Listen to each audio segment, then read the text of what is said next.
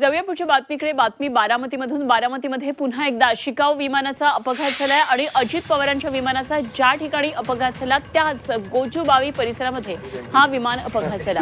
हा अपघात कशामुळे झाला याचं कारण मात्र अद्याप कळू शकलेलं नाही. तर अपघातग्रस्त विमान हे रेड बर्ड या कंपनीचं होतं आणि या विमानाचा पायलट सुरक्षित आहे. यापूर्वी देखील रेड बर्ड या कंपनीचं विमान या ठिकाणी कोसळलेलं होतं. या ठिकाणी शिकाऊ वैमानिकांना प्रशिक्षण दिलं जातं. कारवार इरिगेशन अँड रेडबर्ड या दोन संस्था आहेत बारामतीमध्ये वैमानिक प्रशिक्षण देतात. तर यापूर्वी देखील रेडबर्ड कंपनीवरती बंदी घालण्यात आलेली होती.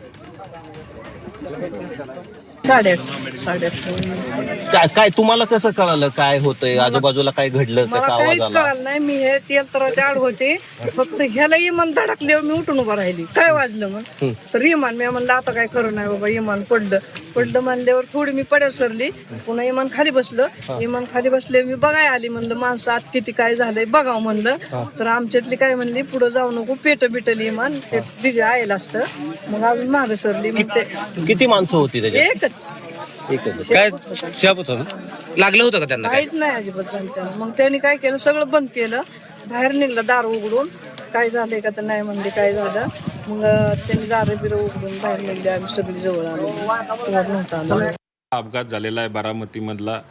याच्याविषयी जो त्याच्यातलं ज्ञान असलेला टेक्निकल अडचणी ज्या असतील किंवा टेक्निकल माहिती जी असेल ते DGCS देऊ शकते किंवा विमान कंपनीच त्या बाबतीमध्ये बोलू शकते.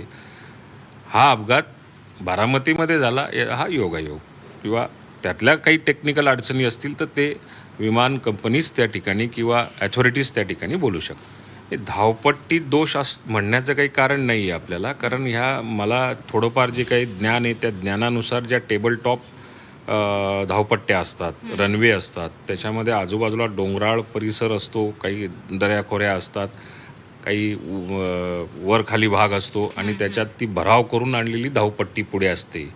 त्याच्यामध्ये पायलटला जजमेंट घेऊन उतरवणं त्याचं स्किल त्या ठिकाणी बघितलं जातं.